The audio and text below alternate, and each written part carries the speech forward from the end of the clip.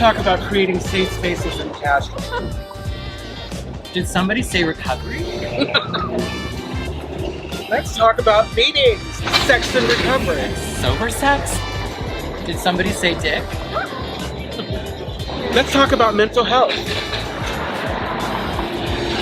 Let's talk about...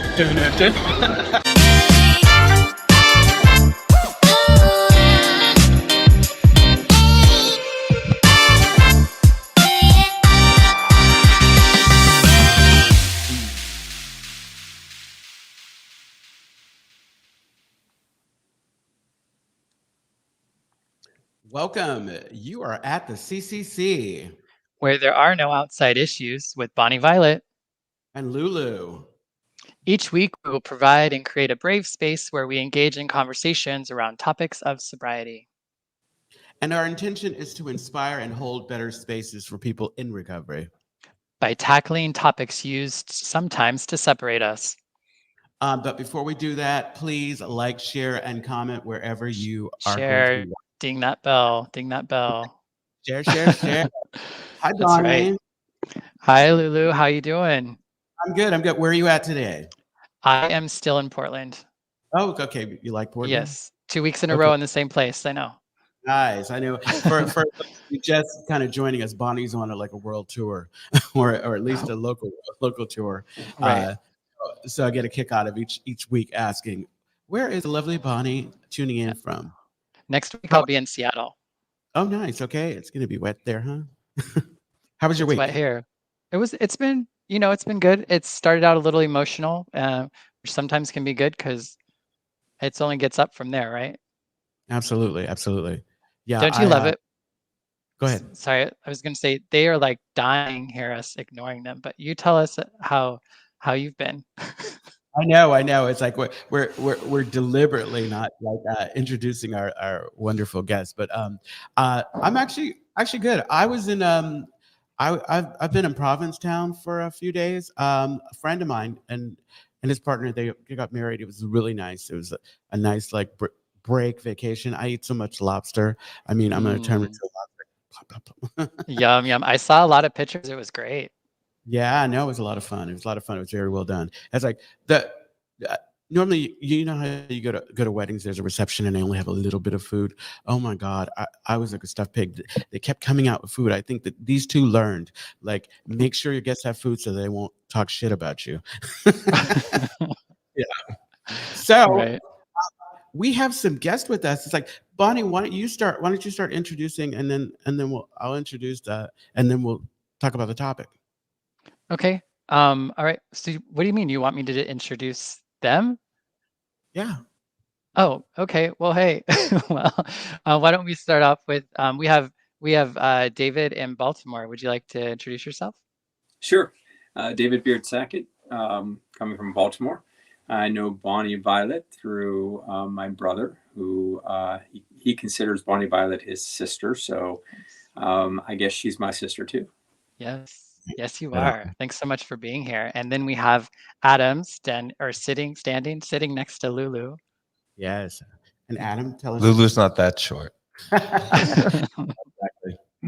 I'm Adam. I live here in San Francisco. Dad of 3. Lovely. Awesome. And today we are going to be talking about parents in recovery, or being parents in recovery, or parenting in recovery. And so our guests are parents, just a little spoiler alert. But I know for Lulu and I think we both were I don't think either one of us are really known to be parents or to have kids. Am I right, Lulu? Do you have any that I'm not aware of? I don't have any kids, no kids. Okay, all right. Well, and so for me, I was just going to share a little bit. I wanted to be a parent at one point in time.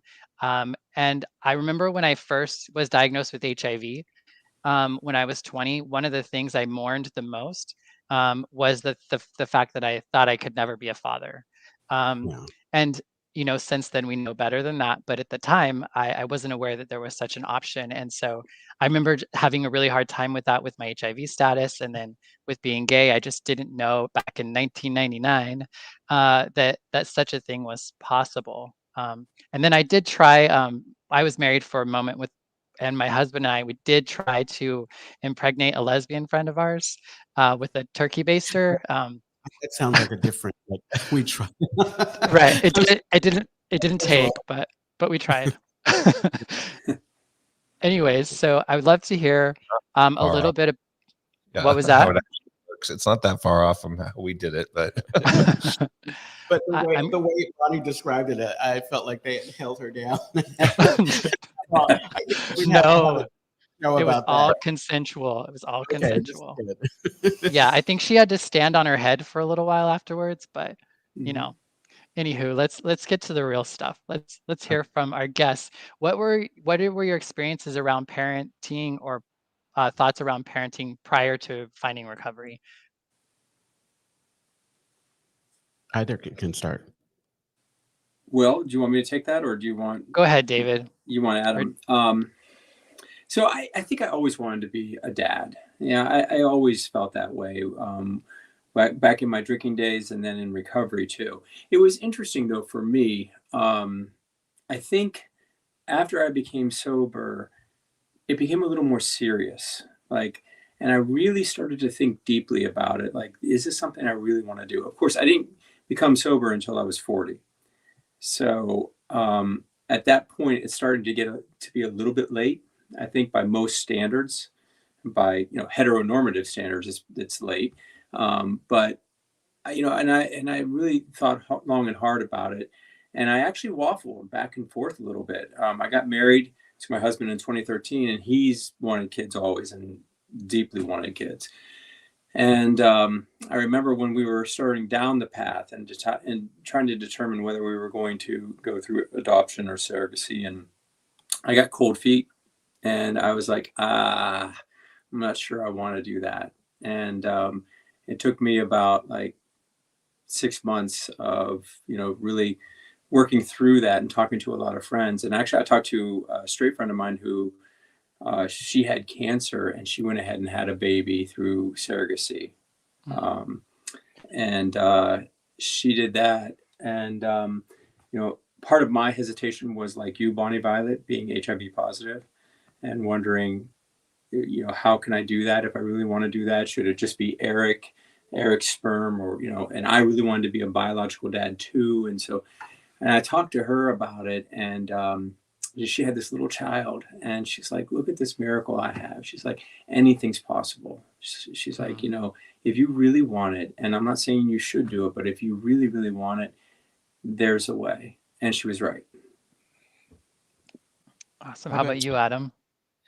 yeah. So I was a dad already before I got sober, and I always wanted kids. My husband did not always want kids, and we've been together a long time, since we were 21 and 22. And so I had to sort of also accept the fact that maybe either we weren't going to have kids, or I was going to have to terminate the relationship if I really wanted to have kids. And then he sort of came around and was like, all in, I want the kids and everything. And so we use surrogacy also. And I actually had no issues wanting biological or adopted. He felt very strongly about having biological kids. So that discussion was pretty easy. I said, go for it.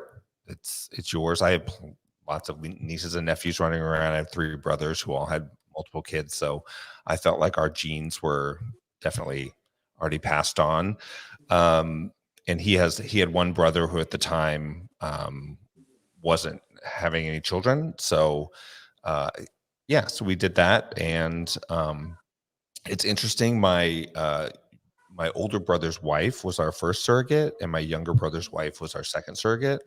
So we got to be very involved with the process and be there at the births and everything else, and found a third party egg donor for ours. Yeah. That made me, one of the things that came up for me too is like, I've always thought, I would adopt and it wouldn't matter that much to me about my DNA and stuff. But I remember getting into the position of thinking that if we did have a baby and it was my husband's through DNA, and then there was some sort of problem later on in our relationship, that might create some sort of like complication. So I know it became more of a complicated thought when kind of going that route than what I would have anticipated, kind of to begin with. We do have a question from the audience, and they were curious as to how old are your children now? So if you'd like to tell us a little bit about the age of your kids and whatever you'd like to share. Yeah, so I have an 11-year-old daughter and twin 9-year-old boys. Nice. Yeah, interestingly enough, my daughter just came out as a lesbian about a week ago. And one of the boys is trans. He came out in kindergarten when he was 6. Like two of the least complicated issues in our house, really. But but it's so we're a wild bunch. I bring them out to recovery events. Lulu's met them. Yeah, they've seen me in drag. Yeah. We see Lulu at work every once in a while when we walk by and we wave hello. Yeah. David, how about you? Yeah, my boys are going to be 5 this Friday, actually, twin boys.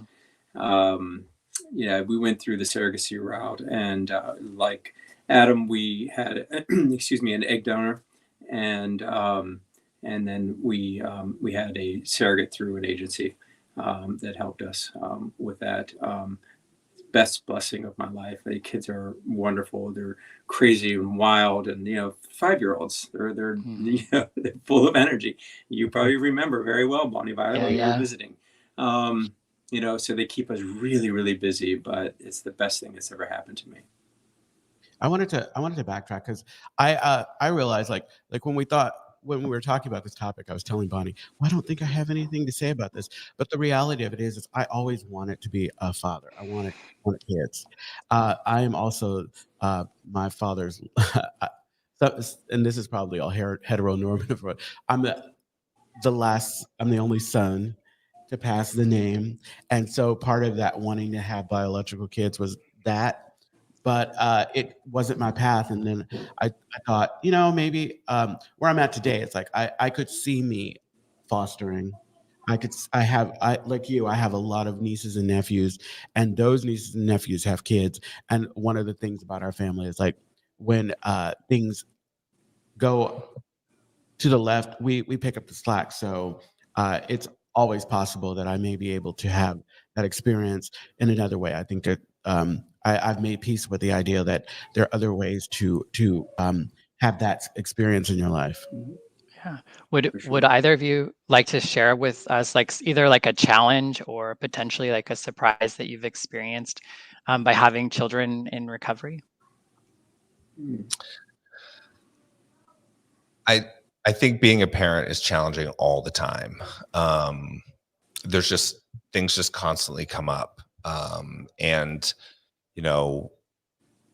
with our oldest, I feel like we're making all of our mistakes, and then when it comes down to the boys, it's like we go, okay, yeah, that didn't work with our daughter, so now let's do it a different way with them, which creates strife amongst the 3 of them. And then when you have one that's 2.5 years older and gets to stay up later, but for me, I think I can't imagine it would be easier not being in recovery, because I have all these tools that I've learned through the program to like take myself down a notch when, I'm forcing my will onto them and realizing it doesn't really matter if their socks match or not.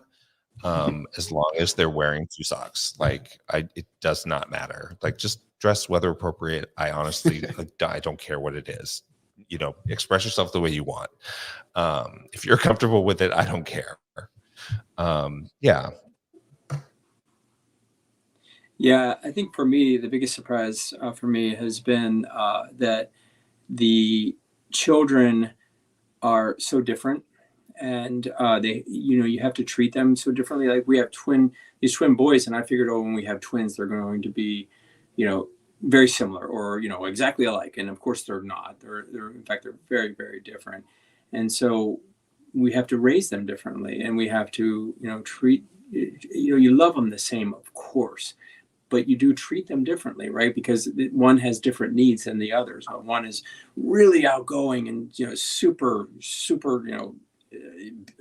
just full of energy, and the other one is very quiet and laid back. And so, with the one that's really outgoing, we just let them fly, let them go, and let them have a lot of fun. The other one, who is a little more reserved, he likes to have this quiet time, and so we let him have this quiet time. But with recovery in particular, what has helped me immensely, and I don't know if this is a surprise for me or not, but maybe it is. But I use the steps in child rearing daily, right? I try to look at one: is this a problem, right? First, I identify it. Use step one: is this a problem? And learning to let go, right, is a big part of parenting, right? And that was probably the biggest surprise for me of all, is that they are teaching me to be a better person in recovery as well. They're teaching me when to sort of let go, and I can be a little bit, I like everything in its place. And so, that's not an easy thing when you have toddlers running around. But learning just to let go and to say the serenity prayer a lot, and teaching about breathing, right? So I do meditation, and that's been fun because they actually are getting a little bit into it, sitting for a minute at a time, or Nice. breathing deeply. And so I think the tools of the program have helped me and helped them. Awesome. I was going to ask that question. Okay, so I'm a single man, and this is kind of what you were talking about, David. Like, now they talk about like anything you put in front of your recovery, that's like the second thing you lose. But when it comes to young kids, they don't have to take that into consideration. So how do you balance that? Because I understand, like, if I'm maintaining, if I'm continuing, if I have a daily program and I'm working out, then I have an easier chance of not getting paralyzed by fear, but not taken down. But things that come up, and they come up in a way that doesn't allow you to kind of, I don't know about you, but as much as I maybe speak the words, sometimes I don't practice it because I'm so into it. So how do you balance that? It's hard, when I got sober, one of the big problems I was having was when I was drinking, I wasn't there. And when I got sober and I was trying to do meetings as much as possible, I had to try and figure out a way to do it where I was there. And there was a hard conversation that my husband and I had about 3-4 months into sobriety, where he was like, "You're gone more now than you were before." He's like, I almost would rather have you be drinking, because then I'm actually getting more help. And so, I had to sort of work through that.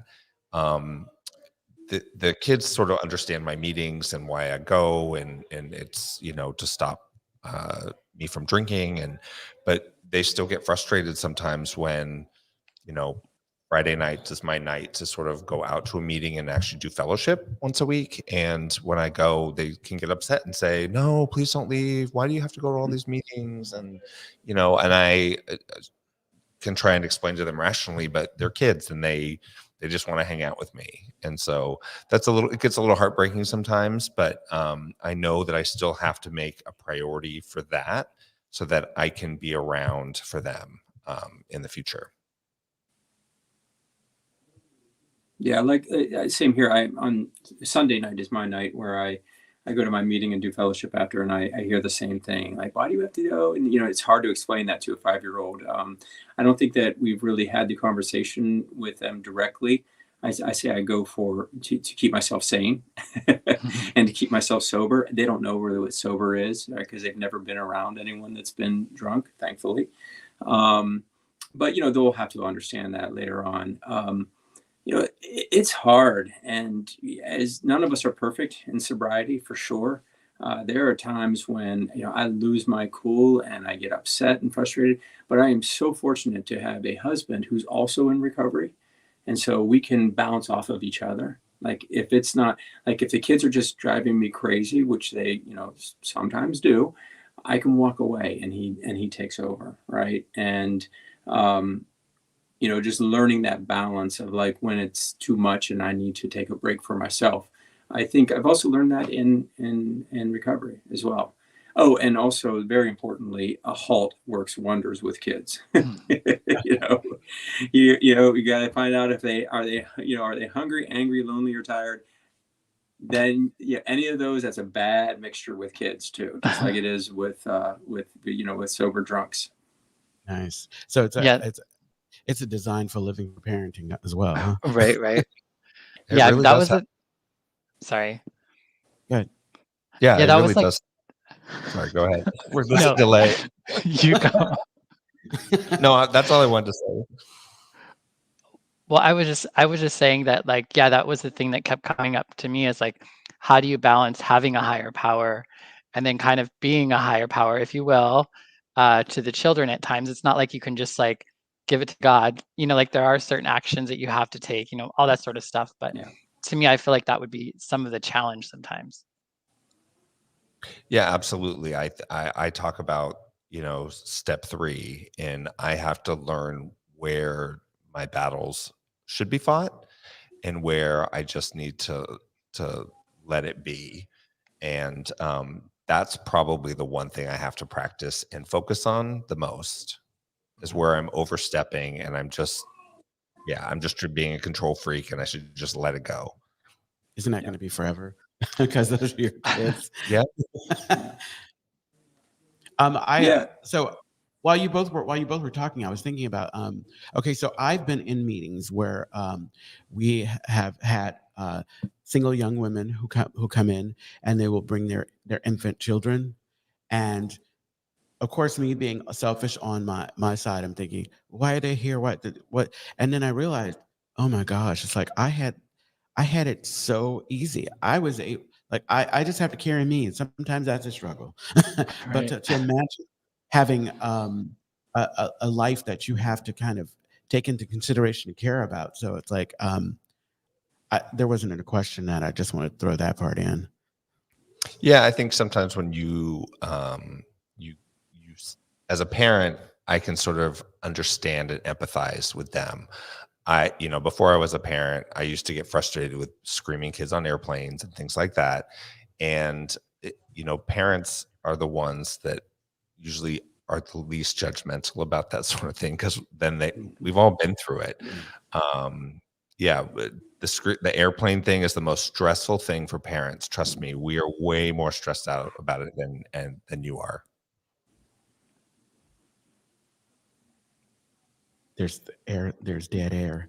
I know. Bonnie I thought Dave was about to say something earlier. Oh, Did you I want was just going to talk about the higher power thing. I mean, for me, my higher power is sort of ephemeral. It's kind of everywhere. I don't really have this whole like individual higher power, guy with a big beard and all that kind of stuff.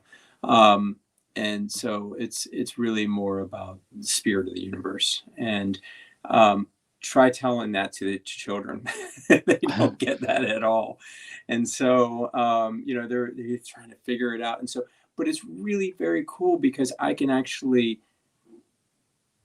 think about and be in touch with my higher power and teach them about that, right? And what that's about. And so they ask a lot of questions about it. And so that's great. I wish I had more time. That's the big thing with being a parent. Your time is so extremely valuable. You have very little extra time. And so my spiritual journey has not been as great as it was before the kids. Like I used to spend a lot of time meditating, and that has gone pretty much out the window. I mean, I still do it like, once a week or so, and that's about it now. And so it's harder to be in touch.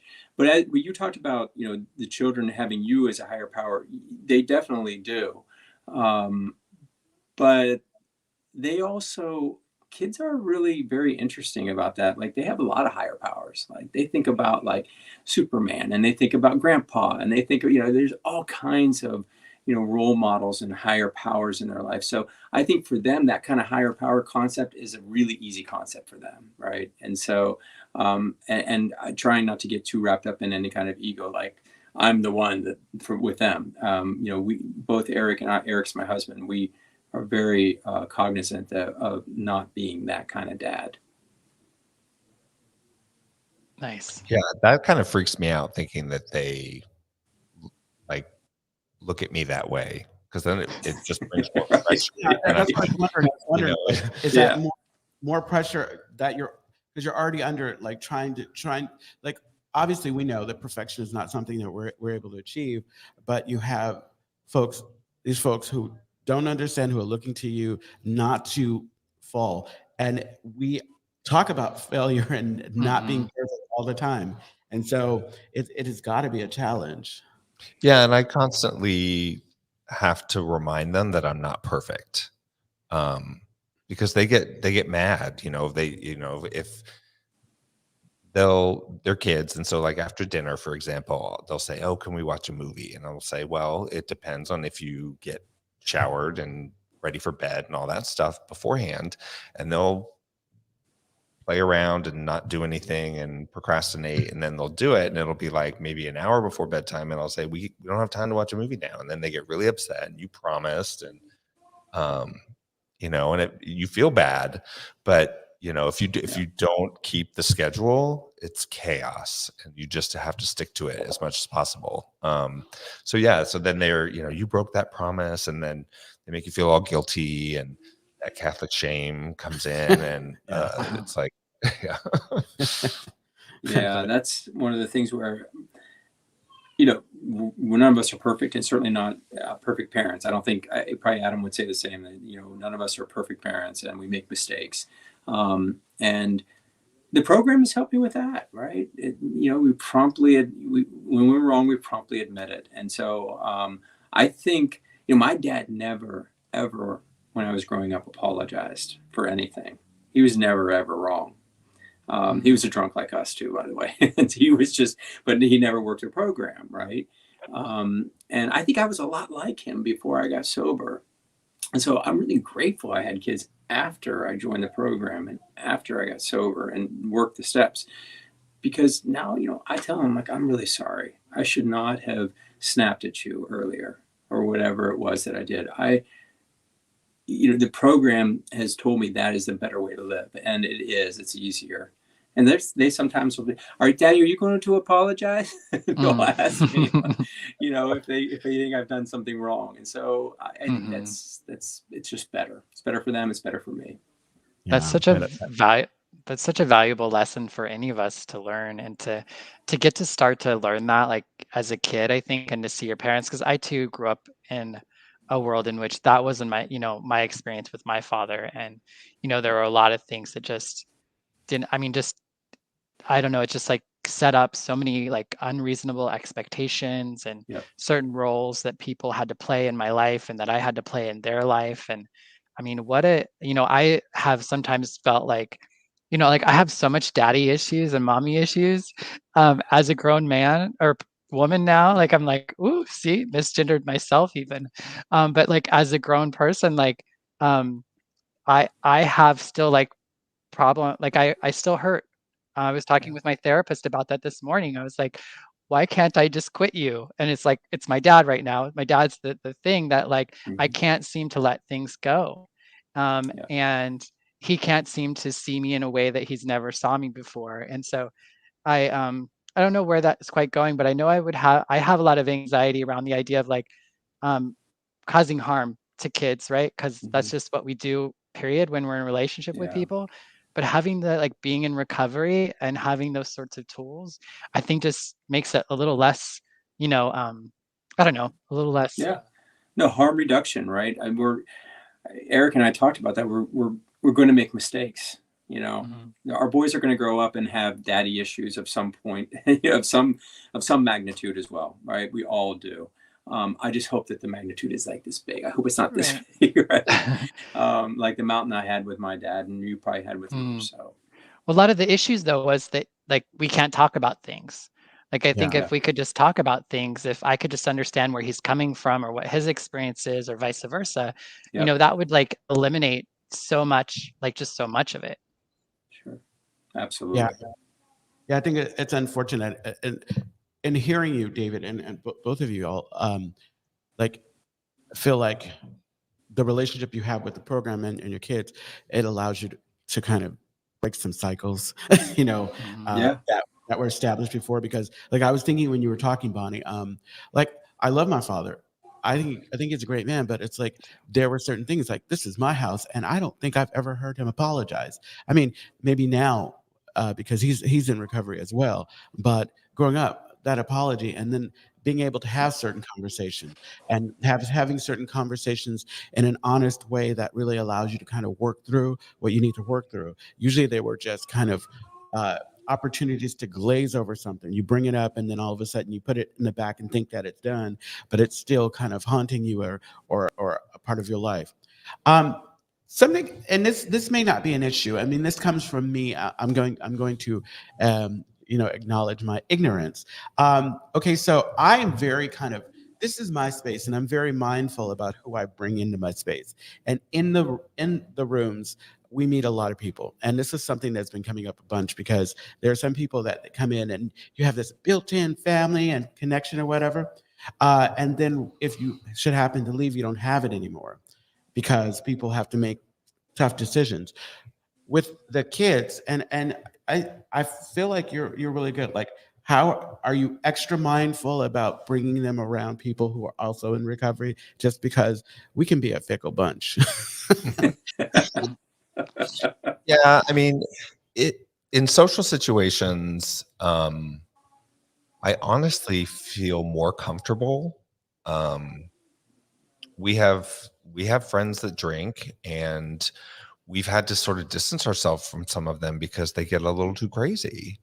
Um, and I can handle the kind of the crazy that comes with being sober around people. I've never brought them to a meeting because I feel like it's not necessarily appropriate if it's not necessary.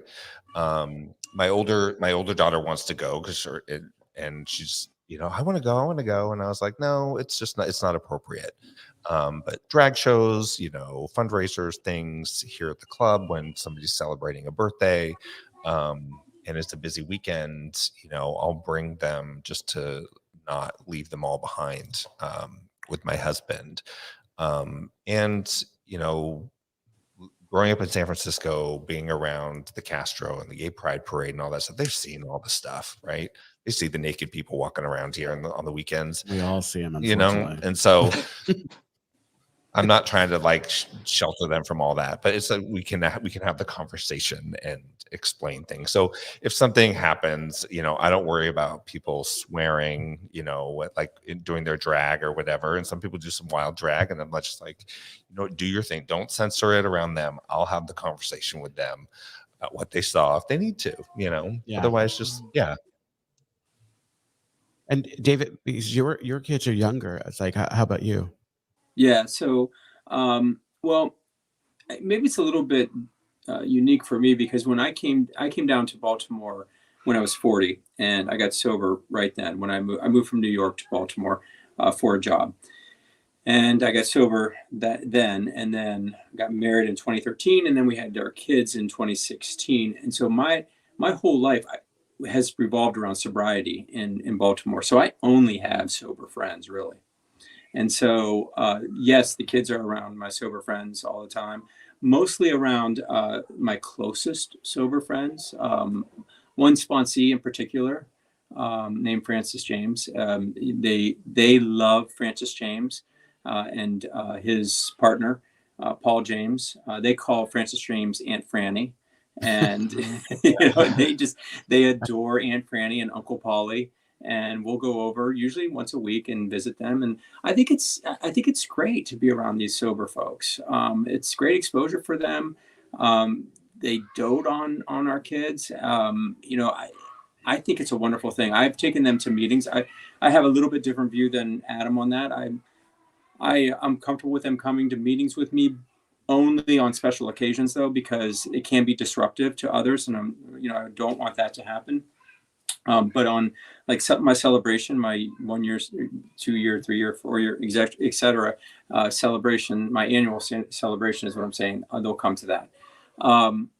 Yeah, I think it's a good thing for them to be around other sober people. I'd rather them be around sober people than non-sober, frankly.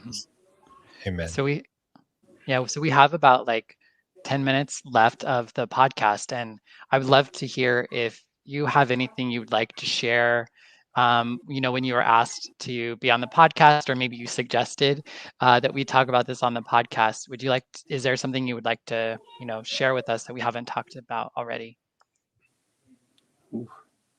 So are you asking me, or are you asking Adam? Because I want Adam to go first.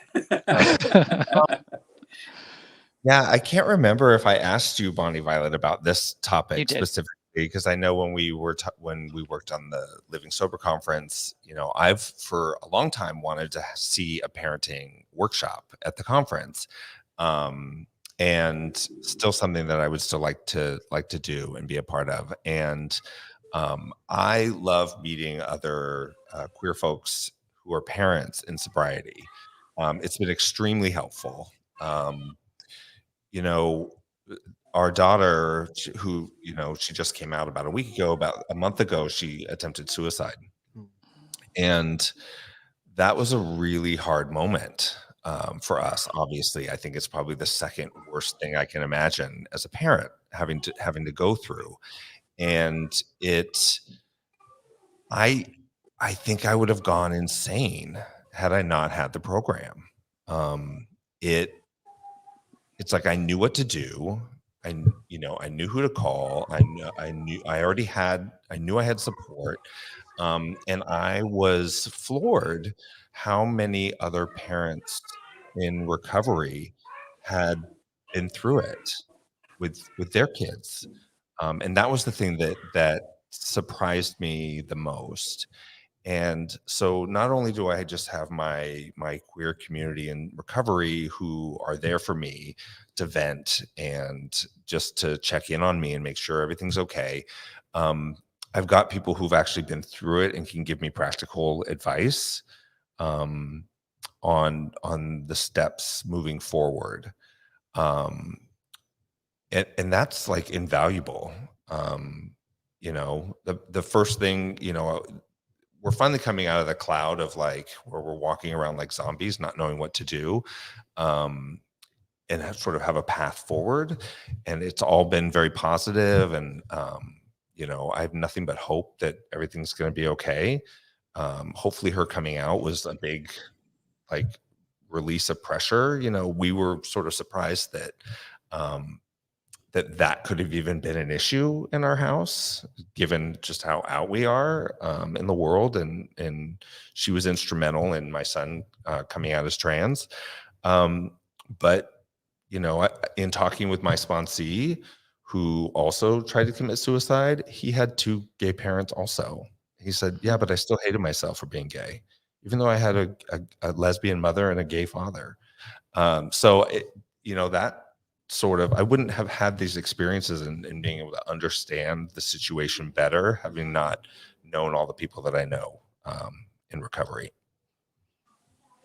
Yeah, I don't know that. I mean, that's pretty intense what you just talked about, Adam, and it's a hard one to follow up, actually. I don't know that I have anything to share, but I do have a question. I mean, how do you know when your child, and maybe this is for Adam and Bonnie Violet, and Lulu as well, but how do you know when your child is going through like trying to discover whether or not they are transgender or they're coming out? Like my kids are still very, very young, and you said that I think was it one of your children came out at the age of 5 or 6 in kindergarten? Is that right?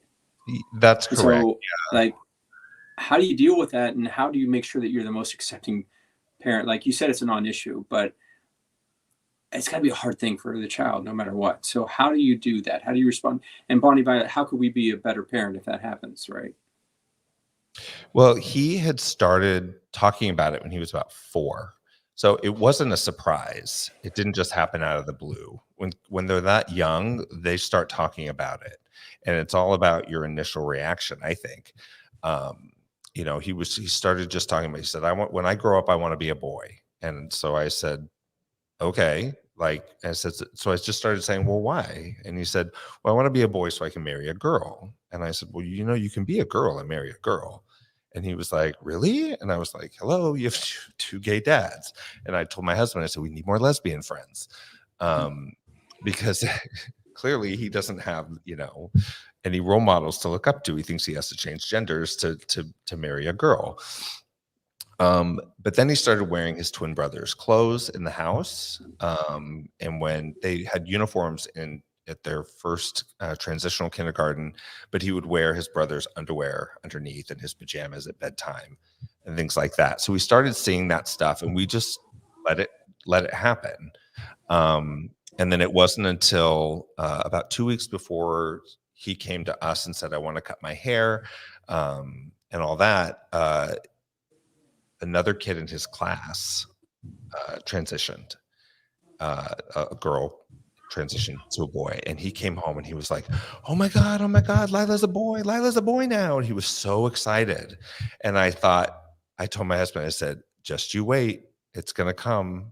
And 2 weeks later, he said, no, I want to get my hair cut and go to school on Monday as a boy. And because he saw his teacher handle it in such a way, and he saw his classmates handle it as like a non-issue, and that's really what did it, I think, is he felt then, oh, I can do it now too. So we were like, okay, let's do it. And I just wrote the teacher and I said, whatever you did for Lila, just do the same thing. I trust you. Amazing. Obviously, whatever you did, it worked. So teachers are amazing. Any problems? Yeah. Wow. Thank you for sharing that. I got chills because it's like, do you think it almost feels like where we are makes the difference? It really does. Yeah. And there's been no problems with the other parents or anything else. They're just like, oh, okay. And thankfully, he has a gender neutral name, Quinn, so we didn't have to change that. At first, he wanted to change it, I believe, to Elliot, and then he said, oh, I don't know how to spell that, so I think I'm going to stay with Quinn. So we were like, okay, whatever.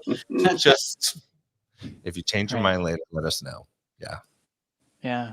I just in response to you asking me, David, I mean, like I was like almost crying listening to you, Adam, and like I think that's like all the stuff that I didn't get, it wasn't acknowledged, it wasn't allowed, it was actually like pushed away. And so I think just, and I used to teach K through 12, like puberty and sex and that sort of stuff. And we always talked about if the kids can ask questions, if the kids can start to talk about it, then they're ready to get answers and to explore things. And it's so much like I couldn't imagine what it would have been like to be able to explore as a kid what I'm now getting to explore as an adult. I love like the idea of like my dad doing my nails when I was 4, like that just I'm like, oh my God. And kids these days are getting that experience because of parents like you, Adam. And there are so many parents that are just like listening to your kids, is it David Wade and Gabrielle Union? They have a trans child, and the way that he talks about his child and what his role is as a parent is like just it's like, oh my God, I just could not believe listening to him say, how you want to make a kid like you want to make a kid do like you but better, or like you're trying to craft it, and it's like, actually no, you're supposed to learn from them who they are, and then like like support them in that. So yeah, I just love hearing that, Adam. Yeah. And love that you're asking the question, David. Yeah. That I think it comes down. It seems to me, sitting from the outside looking in, that kids are just like us. We want to be seen and heard, and if we have people who see us and hear us and understand, I mean, then that and the truth of it is that, like we said, it's not always going to be neat. It's not always going to, but we have to do it. We have to do it. We have to find a way to do it with as much grace as possible. Mm-hmm. I like to throw that grace part in every time. Yeah, I know it's about. I know that we need to wrap it up. David's got to do like story time and that for the boys. That's important. So if folks want to get connected with you, how would they do that if you're comfortable with that? They can connect with me. I'm very open. So, I mean, they can connect with me on Facebook. So it's David Beard Sackett. As you can see my name right there on Facebook. Happy to do it that way. And I can also, give my email address, right? If anyone wants to reach me on my email address, it's davidsackett@mac.com, DAVIDSACKETT Great. Thanks, David. Adam? Thank you. Adam? Yeah, it's Adam Campbell on Facebook or Adam Campbell SF on Instagram. Or Adam Campbell living sober. Right. Right on. And okay. Adam Campbell SF on Insta. See, you're There you go. My kids would be so proud. I don't have a TikTok yet. But That's next. Yes. definitely TikTok. Yeah, no, I am so grateful that you both joined us today. Yes, thank you so much. Like I said, coming in, it's like I didn't feel like I had a lot to contribute, but sometimes it's a matter of listening. I don't always need to open my big mouth, although I will. well, thank you so much, Bonnie Violet, for doing this, and Lulu. It's important, and I think especially in the queer space, it's like there are more and more parents every year, and it makes me so excited to see more and more people deciding to become parents. And in recovery, it's just that much better. Yeah, I agree. It's a wonderful gift. It's the most amazing gift I've ever received in my life, and I am so grateful that this gift came to me in sobriety, because the tools of the program helped me immensely, and I'm hopeful, being that I'm helping. It's helping them to be who they truly are, like bringing them up to be who they truly are. That's the key. I think that's the key to good parenting, especially in sobriety. So thank you for being on here, and I learned a lot today too. Thank you, Adam. Thank you, Lulu, Bonnie Violet. So for those of you who are interested, you can always reach me at LouisLou86 on Instagram, because I'm on Insta. I'm on TikTok too, but whatever, as I haven't figured out how to make it work for me. Yeah. And you can find me on all the socials, including the TikTok, at Queer Chaplain. Great. And just a reminder, the Castro Country Club is a clean and sober gathering place for all people and a home for the queer community located in the heart of the Castro district of San Francisco. We endeavor to be a space where all can seek wisdom, serenity, courage, and joy. And you will find more information at castrocountryclub.org. And also, we are, just a disclaimer, none of us are, representatives of any specific program. We are just sharing our experience. So please don't take us as the word of anything really, other than our own experience. Also, we'd love it if you contacted us via our pipe. That is our Speak Pipe.